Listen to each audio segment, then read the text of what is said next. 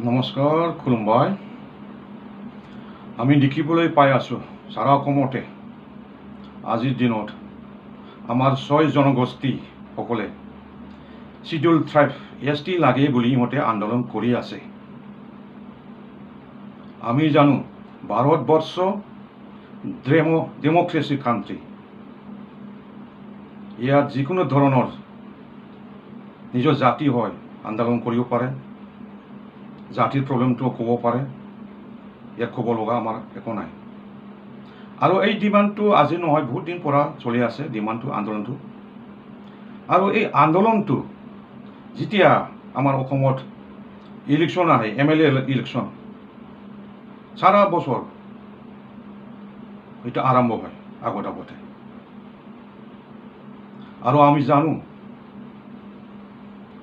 আমাৰ আসাম গভৰ্ণমেণ্টৰ পৰা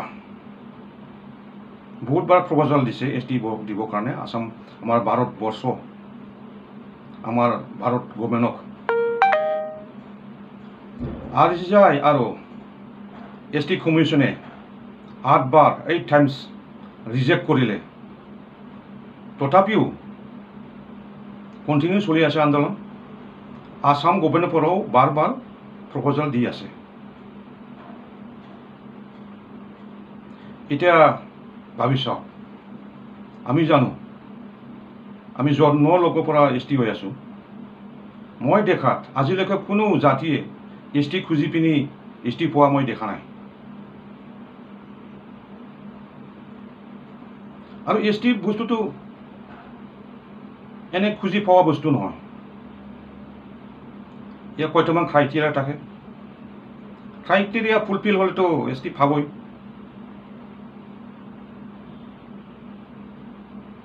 আৰু আমাৰ ভাৰতবৰ্ষ ডেমক্ৰেসি কান্ট্ৰি, ইয়াত কোনোবা বিৰোধিতা কৰিবও পাৰে, কৰিবই।